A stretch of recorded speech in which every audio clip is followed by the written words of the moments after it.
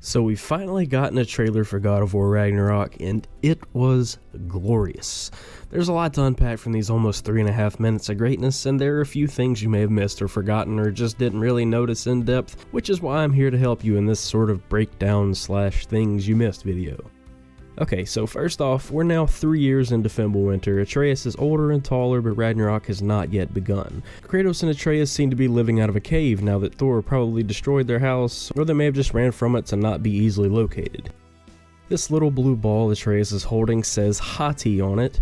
We don't really know the significance of this, but it may very well be a sign of things to come when in relation to the sun and moon chasing wolves of the end times. Freya certainly has gotten her Valkyrie wings back from Odin. Remember that Odin took them from her and left her literally incapable of fighting. She's still pissed about Baldur. Kratos is 100% on her shit list, and she even has the ability to shapeshift into a falcon thanks to her Vanir magic. Fimbulwinter has been so rough on Midgard that the entire Lake of Nine is frozen over, needing to be traversed via sled. Here it's pretty obvious that these are Odin's personal pair of ravens, Hugin and Munin, that spy on the world for him and bring him information. And this is Svartalfheim, realm of the dwarves, judging by the mining tools and obvious dwarven inhabitants. This statue is of who I will assume as Odin, given that this realm is where his spear Gungnir was forged. This room looks to be where a king or someone important would reside and seems to be adorned with branches from the world tree Yggdrasil. We have a new important dwarf character named Durlin, who appears to be based on Dvalin, the dwarf who introduced the writing of runes to dwarves. The fact that he is surrounded by scrolls and even adorned with them gives this some plausibility. This could be simply a pet baby octopus or a pet baby kraken, who knows, it ain't that deep bro, or is it?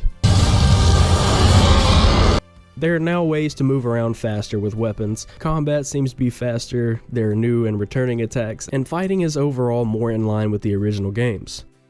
Obviously, new realms mean lots of new enemies to tear apart, so that's a huge plus. Even with the ending of the last game, Kratos is still unable to let go of Faye and move on, given how he's still clutching onto the bag that her ashes were in.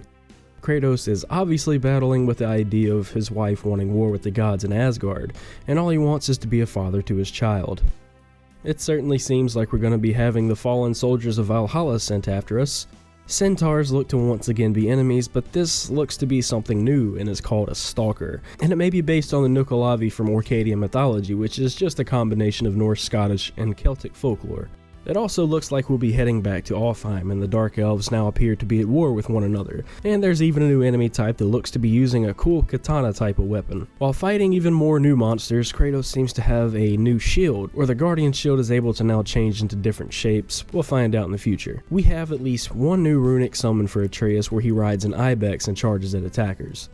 Where Tyr is being held prisoner is unknown, but there's no way that it's in Asgard, as security isn't going to be run by some Draugr. Tyr does indeed have the same Bifrost eyes as Mimir, and he also still has an arm, meaning that Fenrir has yet to be born from Atreus and subsequently binded, if that's the way things are going to go here.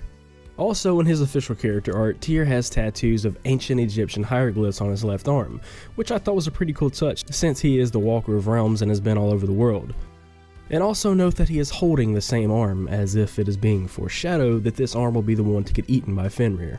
Angerboda, Atreus' more than likely future wife and one of the last survivors of Thor's massacre of the Jotun, will be found in Vanaheim. And since both she and Atreus are children, there's no way that Fenrir and Hel exist unless time is just super convoluted and we have some Flashpoint shit going on. I mean, their other kid is grown as hell from another timeline and chill until Ragnarok, so who knows.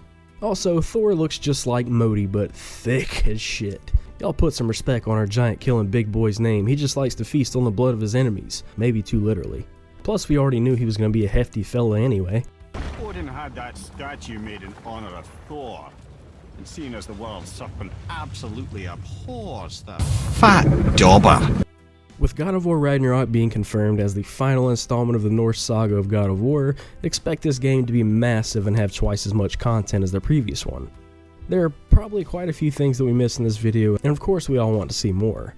We can probably expect another lengthy trailer that will finally show us a glimpse of Odin, and maybe a short gameplay video within the next few months, possibly at this year's edition of the Game Awards, where there will be even more for us to discuss about God of War Ragnarok and all the 9 realms that we are confirmed to be visiting. If you're still here, thanks a ton for watching this short little video, and feel free to point out anything that I may have missed down in the comments. If you're new to the channel, please consider liking and even subscribing maybe. I do several things here that make absolutely zero sense, like cover God of War lore and occasionally theories, review games once in a blue moon, and live stream a wide variety of games. So if that sounds like your type of thing, I hope to see you again soon.